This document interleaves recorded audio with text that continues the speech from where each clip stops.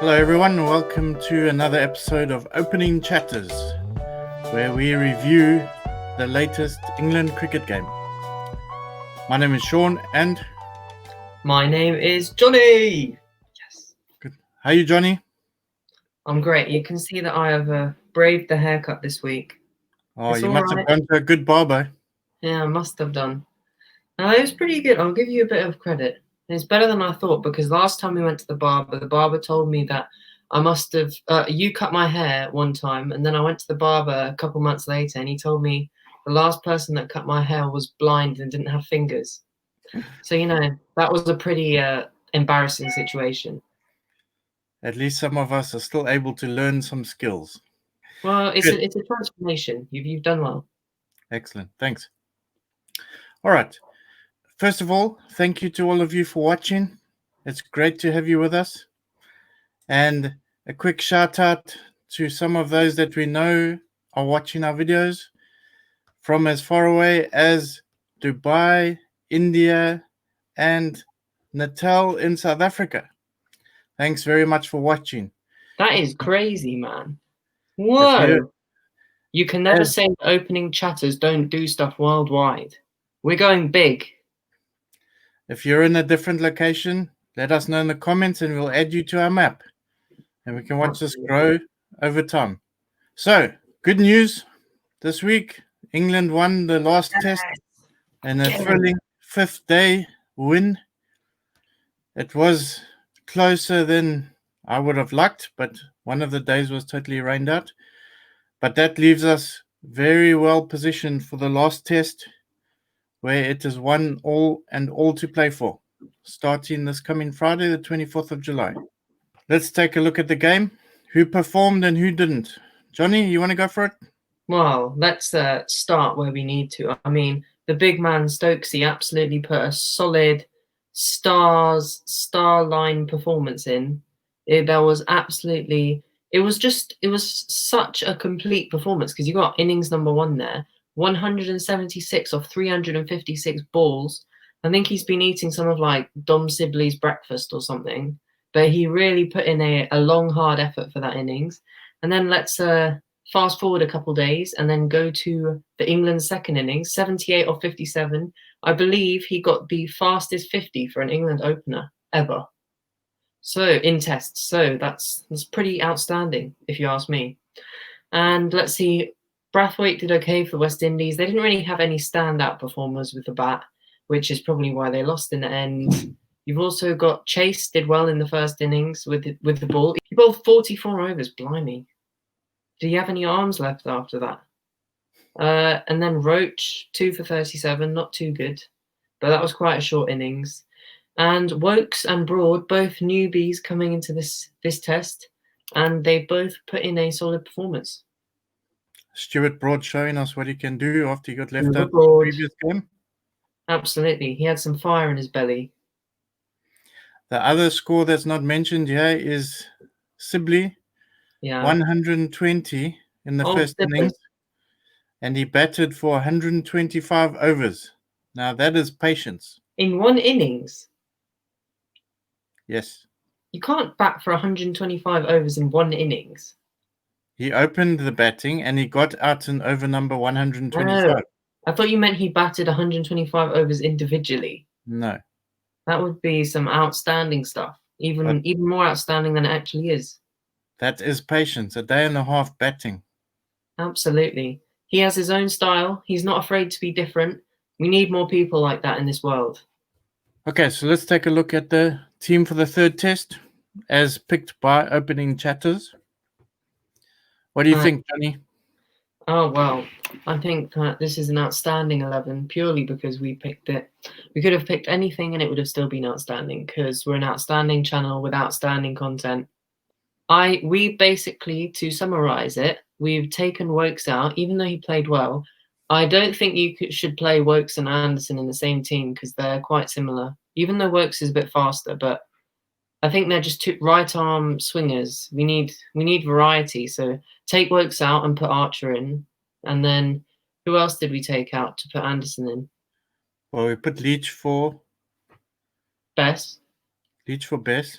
because the West Indies have 10 right-hand batsmen out of 11 in their armory. So I think a left-arm spinner spinning it away from the bat would be a bit more attacking. It's not anything against Don Best because he's actually played really well. Curran, every test Curran's played in England, he's won. And he's a left-arm swinger, so he provides another angle. But it's hard. We've got such a strong bowling attack. It's hard to fit them all in. So I think we'll give this combination a bash in this test, see if it works. If it doesn't, we can shuffle it up again. Do we need Leach in there? We could put Curran back. We do need Leach. You need a spinner. But we got Root. He can spin a few. No, he can't. And also, he's an off spinner. He's not going to spin it away. Yeah, but in this past game, the spinners didn't bowl that many. You need a spinner. At Old Trafford, you need a spinner. I'll bow to your superior knowledge. Yeah, you need a spinner. 2 right. Get used to it. 99% of situations I'm right. Okay.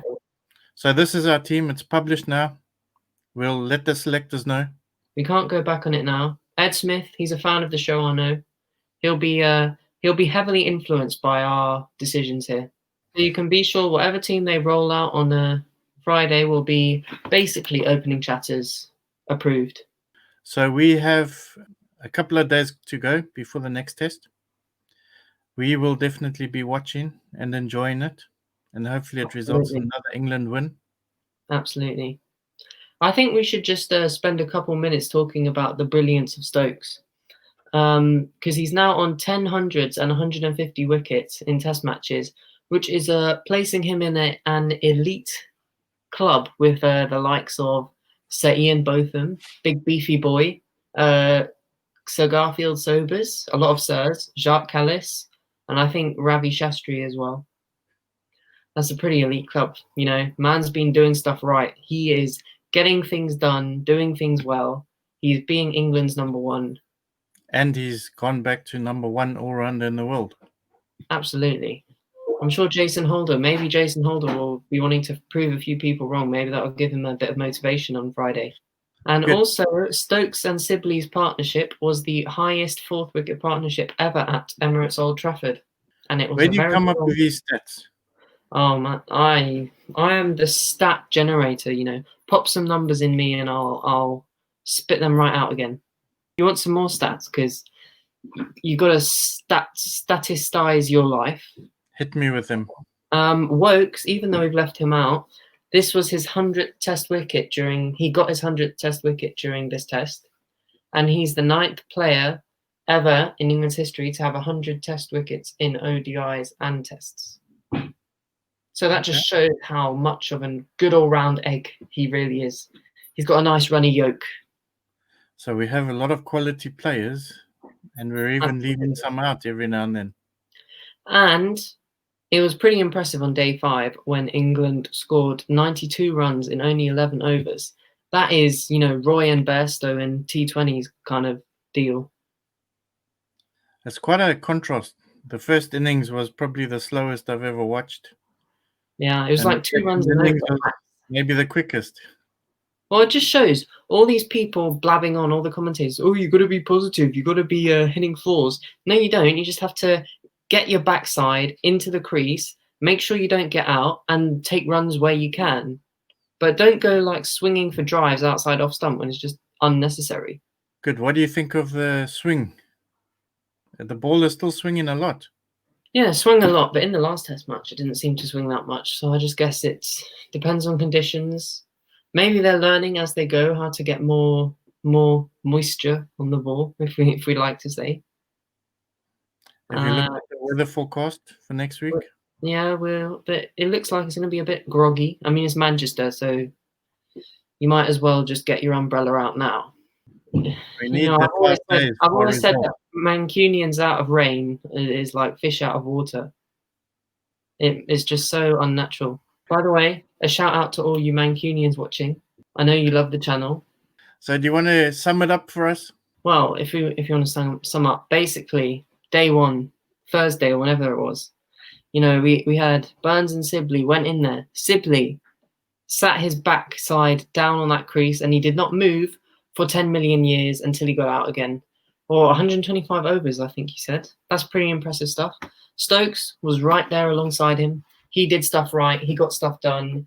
He is winning games for England by himself. So I don't think we really need an England 11. We just need an England 1 with Stokes in. And then you go forward, fast forward to the last day. England were under quite a lot of pressure, but they still managed to get the job done and get the W on the board, leveling the series, making it an absolute nail-biter at Emirates Old Trafford on Friday. Be sure to tune in for more content on that. Yes, our next show will be our review of the third test and hopefully a series win for England. Let's see. Anyway, thanks for joining us again today.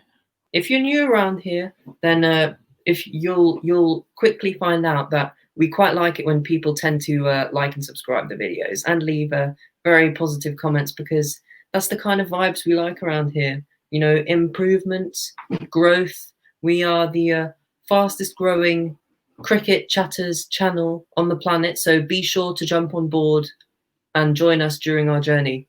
And don't forget to put in the comments your location so we can add you to our chatters map. Our chatters map. I mean, that's how brilliant we are. We have a chatters map. I mean, who could have even dreamt of stuff this amazing? That's what dreams are made of. A chatters map. Press that subscribe button. Click on the bell. Do it now. Do it. I can see you thinking about it. Do it. Go for it. Yeah. Good job. Okay. We'll see you next time. Leave us a comment. We'll be back soon. Thanks for watching. Yeah. Bye-bye. Bye.